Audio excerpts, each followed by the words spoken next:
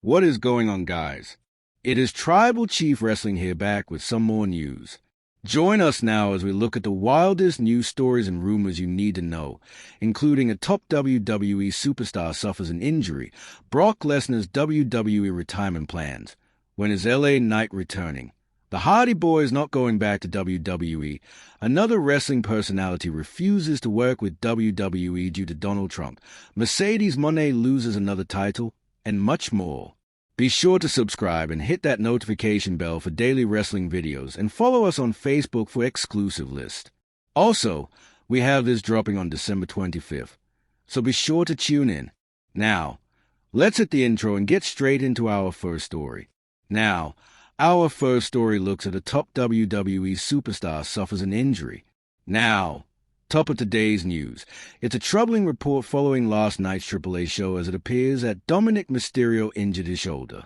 Dirty Dom teamed with El Grande Americano at AAA's GU Titan event, taking on Rey Mysterio and Rey Fenix.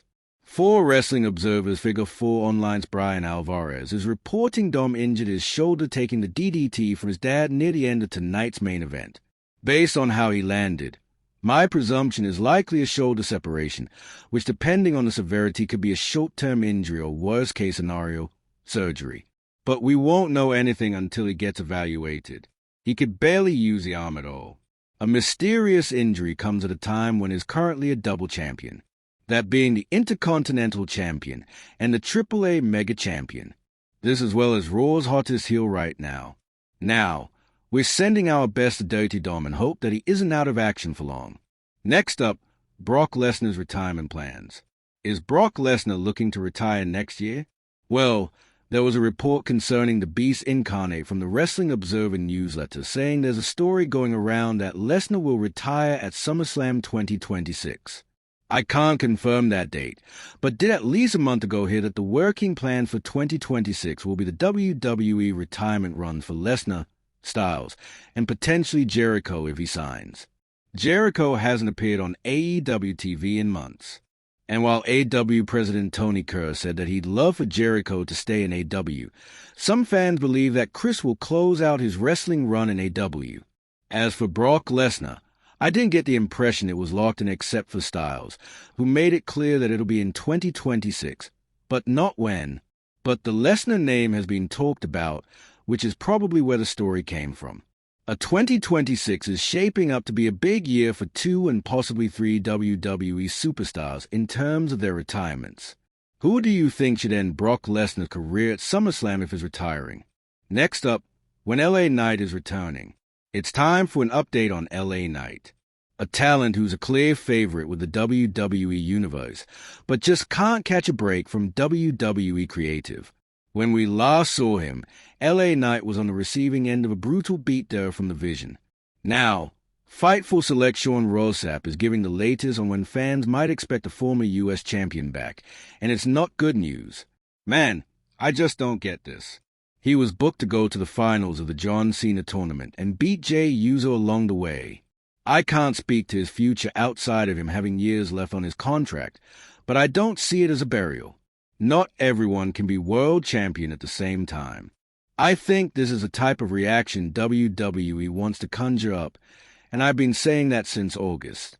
He's off until 2026 at least. Now, while there have been rumors that WWE has big things planned for Knight in 2026, some WWE fans are skeptical as LA Knight has had the rug pulled out from him during various times when WWE had the opportunity to elevate him, such as at the Money in the Bank PLE, as he was clearly a firm favorite going in. What do you guys think is next for LA Knight? And do you think WWE is burying him? Next up, the Hardy Boys not going back to WWE. Now, it seems that Matt and Jeff Hardy are staying in TNA Wrestling. Over the last year, the Hardys have played a major role in TNA's tag division, creating some instant classics with new opponents and legendary rivals such as the Dudleys. Are they looking to work elsewhere? Not according to Fightful Select, which reports it believed a new deal with TNA is imminent. Sources informed them that the 51-year-old Matt Hardy and 48-year-old Jeff Hardy have not officially signed new contracts with TNA. However, they noted that a deal is expected to be done very soon with a potential long-term agreement. And despite their age and a style that can only be described as brutal on their bodies, Matt and Jeff have showed no sign of walking away from the ring. It'll be interesting to see if they stay in TNA, as a run in WWE has repeatedly come up as a possible way to close out their careers. Would you guys like to see the Hardy Boys end their career in WWE instead? Next up, WWE pushing Trick Williams as a free agent. There's some interesting developments concerning NXT superstar Trick Williams and his future on the main roster. You may recall previous reports that Williams appeared backstage during a recent SmackDown taping, and Williams was believed to be assigned to the Blue brand. However, like many stories in wrestling, there could be a new twist, as PW insiders reporting former WWE NXT and TNA champion Trick Williams will debut on SmackDown on the 26th of December, with the storyline being as a free agent looking to sign with the brand. We're told that Williams has not been officially listed internally on the brand yet, so he could appear on Raw in the upcoming weeks as well, but he will be moving to the main roster in 2026. But with any luck, Williams won't have to go through the ordeal many recently elevated NXT superstars have experienced, that being months of inconsistent booking before WWE either finds a spot for them or releases them. Carmelo Hayes is a prime example, as he spent months stuck in a pointless feud with The Miz. Next up, another wrestling personality refuses to work with WWE due to their ties with Donald Trump. Now, it seems that Jim Cornette turned down a chance to appear on A&E's biography series with a profile about WWE superstar Kane.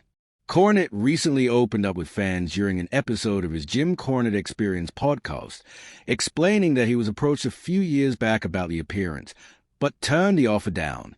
If you'd have called me 5 years ago, I would have been happy to be a part of it, but is now standing there with his arm around Donald Trump, and I'm ashamed of him. I don't want to be involved. Cornette's views on politics are arguably as well known as his views on wrestling.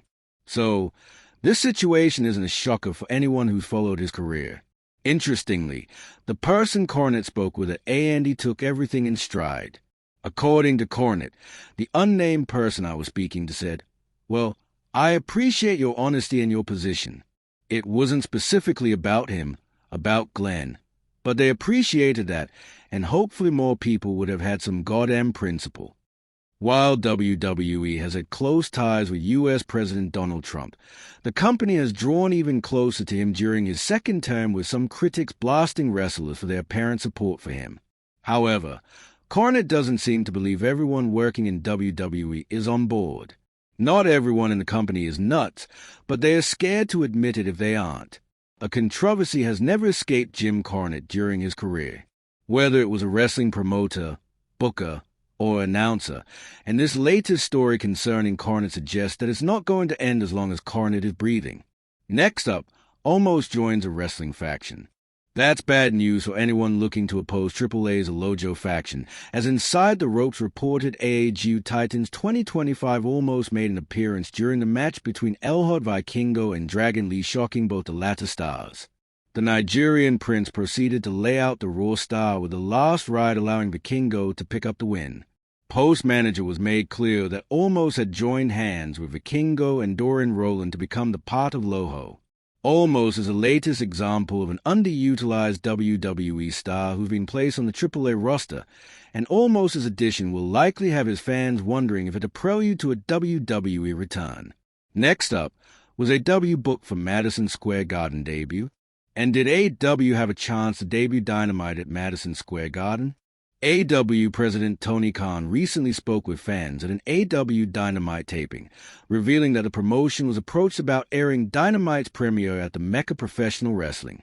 They called me and said, "Do you want to do the first episode of Dynamite here?" And I said, "Yeah, I really would. It would be great." Then they called me up a couple of months later and they said, "We don't want you anymore. We don't want you to do the first Dynamite here anymore because it would really upset somebody." A Khan's account makes sense, as it's well known that